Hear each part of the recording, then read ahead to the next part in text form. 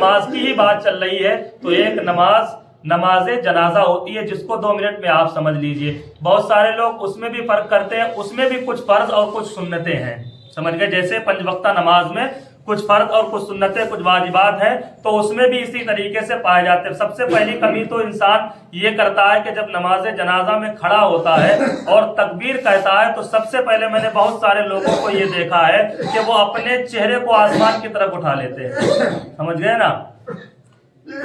और इसको फकीह मिल्लत हजरत अल्लामा जलालुद्दीन सुयूती अलैहिर्रहमा इसको मकरूह लिखते हैं कि आसमान की तरफ सर का उठाना ये क्या है, मकरूह है। तो आप ख्याल रखें कि तकबीर चाहे नमाज की हो, चाहे ईद की हो, चाहे जनाजे की हो, किसी भी सूरत में अपने चेहरे को आसमान की तरफ ना उठाएं, ये क्या है, मकरूह और गलत तरीका है, समझ गए ना।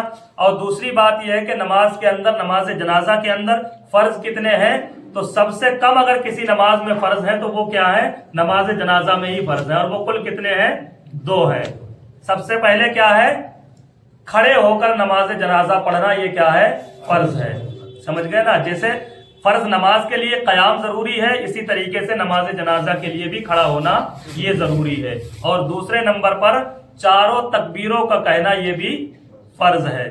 सिर्फ यही 2 फर्ज हैं, आप याद रखें, ये 2 मसले याद रखें। जब आप नमाज के लिए खड़े हो और तकबीर कही जाए तो अपने चेहरे को आसमान की तरफ नहीं उठाना है। और ये याद रखना है, नमाज जनाजा के अंदर फर्ज कितने हैं, वो 2 है। सबसे पहला जो फर्ज नमाज के लिए कयाम यानी खड़ा होना जरूरी है, इसी तरीके से नमाज जनाजा के लिए भी खड़ा होना ये भी जरूरी है, समझ गए। और दूसरे नंबर पर चारों तकबीरों का कहना ये भी फर्ज है।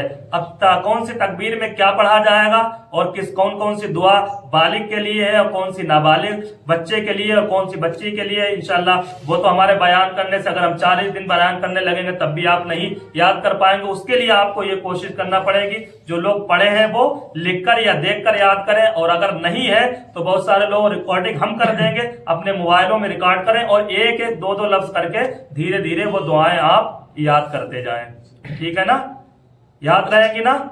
2 फर्ज किसमें है, नमाज जनाजा में, एक खड़े होकर नमाज पढ़ना और चारों तकबीरों का कहना, ठीक है। नमाज के अंदर जो वाजिबात है, फराइज है, सुन्नत तरीके से नमाज पढ़ने की आदत डालें, इंशाअल्लाह आपको फराइज भी याद रहेंगे, वाजिबात भी याद रहेंगे।